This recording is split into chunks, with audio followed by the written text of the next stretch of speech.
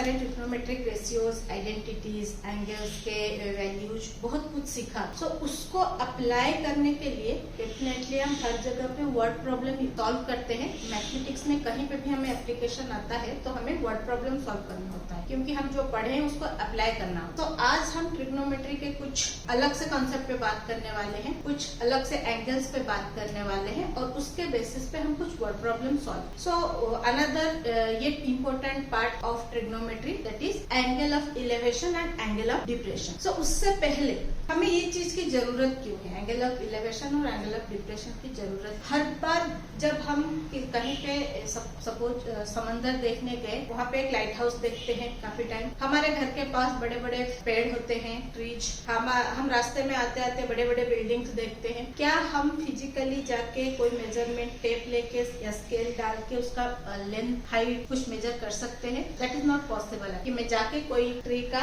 Measurement ले रही हूँ मेजरमेंट टेप डाल के या स्केल डाल। इन दैट केस ये जो angle of elevation, angle of depression है, हमें हेल्पफुल होता है कि हम उसका लेंथ या हाइट मेजर कर पाए। इम्पोर्टेंट पार्ट यहाँ पे ये है, जो पॉइंट पे ऑब्जर्वर खड़ा है उस पॉइंट पे हम ऑब्जर्वर का हाइट मेजर नहीं करते, उसको कंसिडर करते हैं जी। अभी मैं यहाँ पे आपको एक डायग्राम में समझाती हूँ, रफ डायग्राम। सपोज ये मेरा रोड है, इस रोड पे इस पोजीशन पे मैं खड़ी हूँ और इस पोजीशन पे एक ट्री है। ये जो पर्सन मैं यहाँ पे खड़ी हूँ, मेरी जो हाइट है यहाँ पे, मेरी हाइट को मैं 0 मानूंगी। कोई भी ऑब्जर्वर यहाँ खड़ा है वो हम 0 मानेंगे, उसके हाइट को कंसिडर नहीं करेंगे इन ट्रिग्नोमेट्री। हम कंसिडर करेंगे सिर्फ height of tree, height of wall या हाइट ऑफ बिल्डिंग, एनीथिंग जिसका हमें हाइट मेजर करना। और जो डिस्टेंस हम कवर कर रहे हैं उस बिल्डिंग या ट्री या यहाँ पे हम जो चीज का हाइट ले रहे हैं उसको हम हमेशा परपेंडिकुलर मानते हैं हमारे ग्राउंड की तरफ। ये जो वर्टिकल लाइन होता है इसको हम हमेशा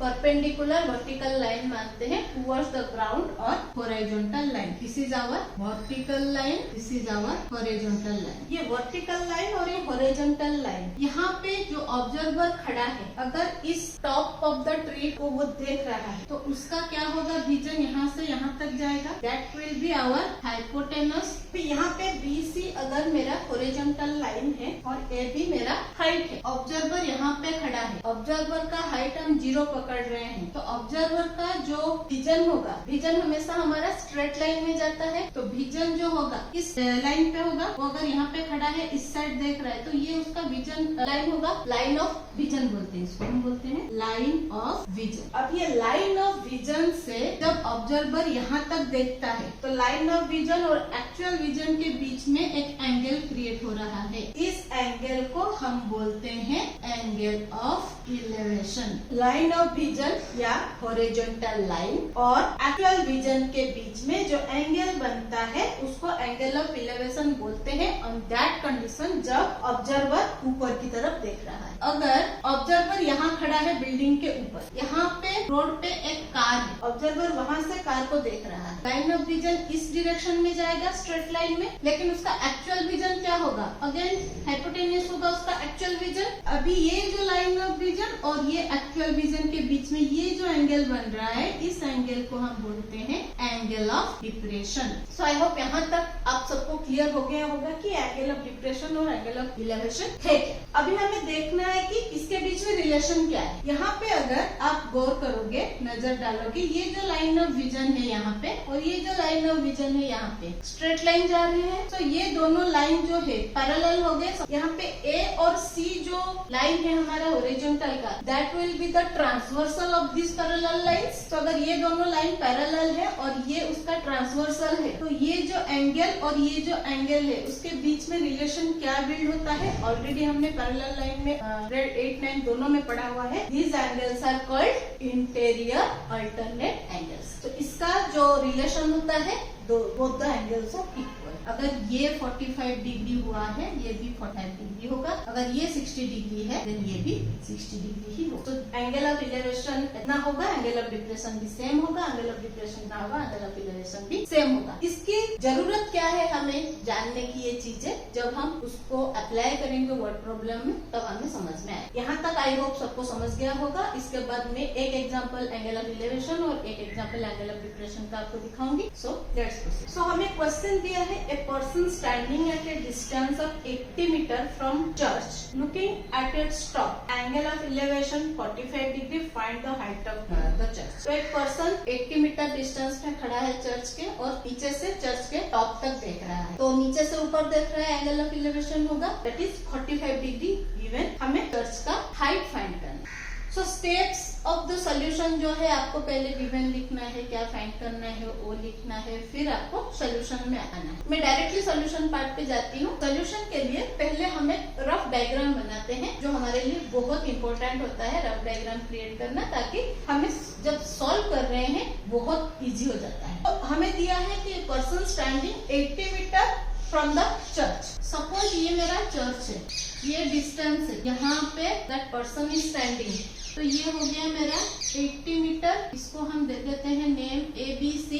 AB is the height of the church, BC is the distance of the person and the church. अभी ये यहाँ से टॉप तक देख रहा है, angle of elevation is 45 degree. अभी इसी को देख के हम इसका आंसर निकाल सकते हैं। अगर हमें सारे रिलेशन, रेशियोज और जो हमने फिक्स्ड एंगल के वैल्यूज निकाला हुआ था, अगर हमारे दिमाग में वो चीजें बैठा हुआ है, ये डायग्राम देख के हम कैलकुलेशन कर सकते हैं। ये राइट एंगल ट्रायंगल है डेफिनेटली। इसको लेते हैं हम थीटा। थीटा का वैल्यू दिया है 45 डिग्री। ये हो गया मेरा परपेंडिकुलर, ये हो गया बेस, ये हो गया हाइपोटेनस। अभी बेस पता है, निकालना है परपेंडिकुलर। परपेंडिकुलर और बेस के बीच में जो एंगल आता है, जो थीटा का वैल्यू आता है, वो क्या होता है, tan theta is equal to perpendicular upon base. यहाँ पे दिया है मुझे tan 45 is equal to perpendicular base का वैल्यू दिया है 80। अभी यहाँ पे मुझे याद होना चाहिए tan 45 का वैल्यू क्या है। tan 45 का वैल्यू इज 1। तो tan 45 का वैल्यू मैंने डाला 1। यहाँ पे परपेंडिकुलर अपॉन 80। अभी इसको सॉल्व करने के लिए यहाँ पे कुछ नहीं है, मतलब 1 है। क्रॉस मल्टीप्लीकेशन, क्रॉस मल्टीप्लाई किया तो परपेंडिकुलर इज इक्वल टू 8 1 जा 80। तो मुझे परपेंडिकुलर का वैल्यू क्या मिला, 80। Hence the height of church is 80 metre. तो मुझे यहाँ पे कौन सी चीजें याद रखना है, कौन सा थीटा का क्या वैल्यू था, कौन सा साइड और हाइपोटेन्यूस लेके कौन सा थीटा का रिलेशन बिल्ड हो रहा था। So let's proceed to another question that is on angle of depression. So now coming to the second question.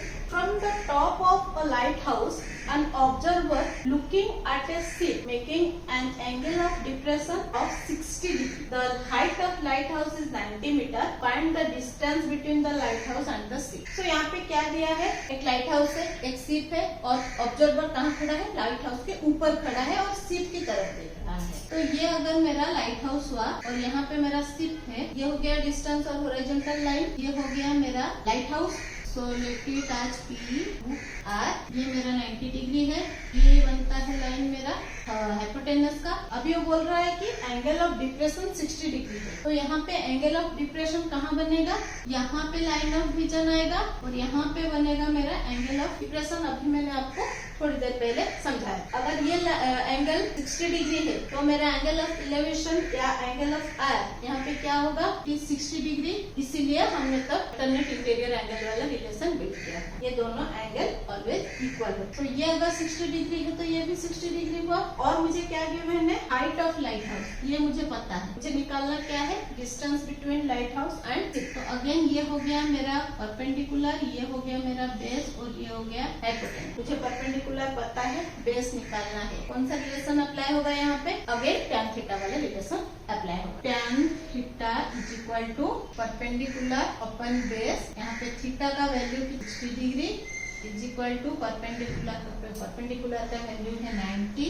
Upon base. tan 60 का वैल्यू क्या है, √3। तो √3 is equal to 90 upon base. यहाँ पे 1 है तो हमारा base multiplied √3 is equal to 90, base is equal to 90 upon √3। तो यहाँ तक हमें मिला। हमें और एक चीज यहाँ पे क्या गिवन होता है, अगर मुझे √3 का वैल्यू क्वेश्चन में गिवन है तो फर्दर सोल्यूशन सोल्यूशन निकालूंगी। इज इक्वल टू 1.73, रूट 3 का वैल्यू होता है 1.73। अगर ये मुझे क्वेश्चन में गिवन है, ऑलवेज क्वेश्चन में वैल्यूज गिवन होते हैं रूट 2 के, रूट 3 के। इसको सॉल्व करने के लिए so b is equal to 90 upon under root 3 है। इसको सॉल्व करने के लिए या तो मैं यहाँ पे डायरेक्ट रूट 3 का वैल्यू डालूंगी या इसको पहले रैशनलाइज करूंगी। रैशनलाइज करने के लिए रूट 3 अपन रूट 3 यहाँ पे मल्टीप्लाई, तो अभी क्या हो जाएगा यहाँ पे 90 upon root multiplied root 3 upon root 3 multiplied root 3 हो गया 3 इज इक्वल। अभी 3 और 90 का कैंसिल होते हैं, क्या हो जाएगा यहाँ पे 30, तो हो गया 30 रूट 3। अभी 30 मल्टीप्लाइड रूट 3 का वैल्यू यहाँ पे मल्टीप्लाई, ये दोनों को मल्टीप्लाई करने के बाद हमें आंसर क्या मिलेगा 51.90 मीटर।